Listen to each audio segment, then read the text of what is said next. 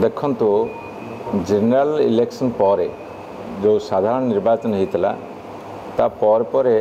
4 मास भितर हरियाणा निर्वाचन होची जम्मू काश्मीर दीर्घ दिन पर गोटे निर्वाचन होची पुणी से पूर्णांग राज्य नुह यूनियन टेरिटोरी हिसाब से निर्वाचन होती समस्त जेतक सब सर्वे करते संस्था समस्ते कहते जे हरियाणा रे एथर बीजेपी हारिब तापर जम्मू काश्मीर हारिब बोली पूर्वानुमान करछंदी। कथा होची भारतीय जनता पार्टी जो भाव में डिंडिम पिटिले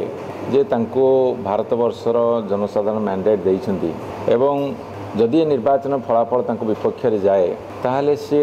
जानिबा दरकार ये गोटे विक्षिप्त मैंडेट थिला ये गोटे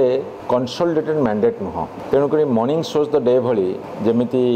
सकाळु जना पड़ी जाए दिन कौन हम जदि से निर्वाचन पराजय लभंती ताहले तांकर भविष्यत मध्य से आड़े जीव एवं नितिन गडकरी महोदय स्वीकार कर सारी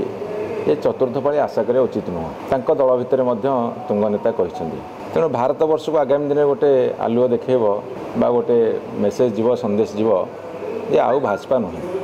भाजपार दिन काल सरी आस सारा भारत वर्ष इंपैक्ट पड़ो भाजपार दिन काल सरी आसतु ओडिशा रे बिजु जनता दल गोटे संगठित दल एवं गत निर्वाचन में अपेक्षा 37,000 अधिक भोट पाई एमएल निर्वाचन में तेणु निश्चित भाव में लोक भावे भारत वर्ष में तो बुड़ुं पुणी आउ थे बिजु जनता दल को सरकार को फेरी आने कथा होशा परिप्रेक्षी में केवल नवीन पट्टनायक सामना को आसुँच एवं भी नवीन पट्टनायक को जनसाधारण भी कहीदे आपण मैंने कहते सरकारी दलर विधानसभा सभ्य मत मंत्री मैंने भी नवीन को मुख्यमंत्री संबोधन करदे तेणु एकमात्र नवीन पट्टनायक ये ओडिशा ही अच्छा एकमात्र ही विकल्प जो राज्य में जार शक्ति अधिका से जितुंट तेणु ओडिशा रे बिजु जनता दल शक्ति बहुत अधिका 3-4 मास भितर जनसाधारण कुहाकुही होती भूल होगला एवं आज जदि निर्वाचन हो जनसाधारण प्रस्तुत होती फलाफल बिजु जनता दल सपक्ष देवे यहाँ जनसाधारण उक्ति और मतामत देखंतु दिल्ली रे जो सरकार अच्छा